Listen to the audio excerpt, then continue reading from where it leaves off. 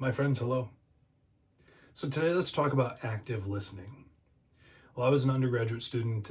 My girlfriend at the time, who's now my wife, we had the opportunity to go to a program called Stephen Ministry.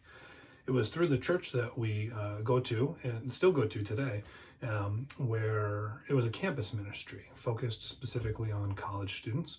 And they had this program called Stephen Ministry where you learned how to be a lay counselor to those in need.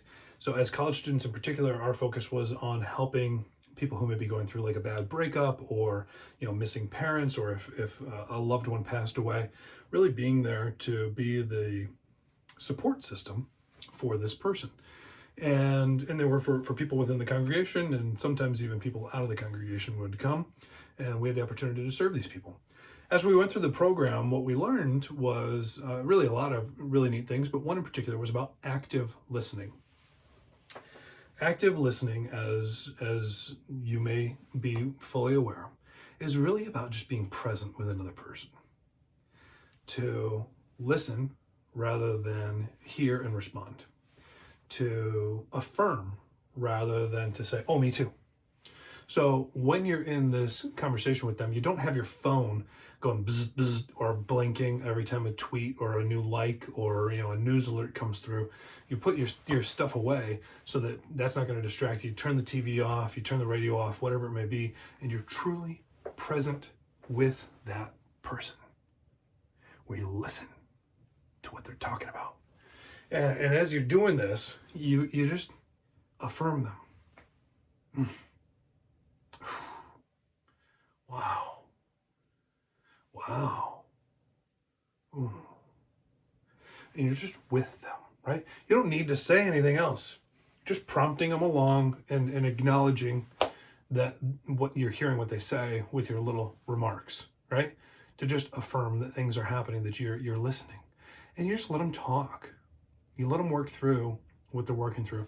Here was the biggest thing that I learned while I went through this program. And then through subsequent training that I did, I learned even more deeply that really a lot of the time when people have something that they want to talk about, they don't care what you have to say.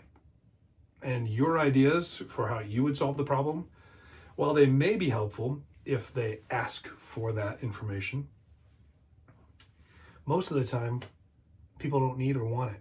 What they really want is they just want to be heard, because their problem ultimately most often revolves around another person who's not hearing them. And so they're coming to you because they want to be heard. And usually what the case is they already know what they need to do. They just need to process it by hearing it themselves as it's coming out of their own mouth. So your challenge and your opportunity as a leader is, when somebody comes to you in their time of need, is to just truly listen, to be present, to actively listen, to put your distractions away, to affirm them, and to ask them what they think about the situation.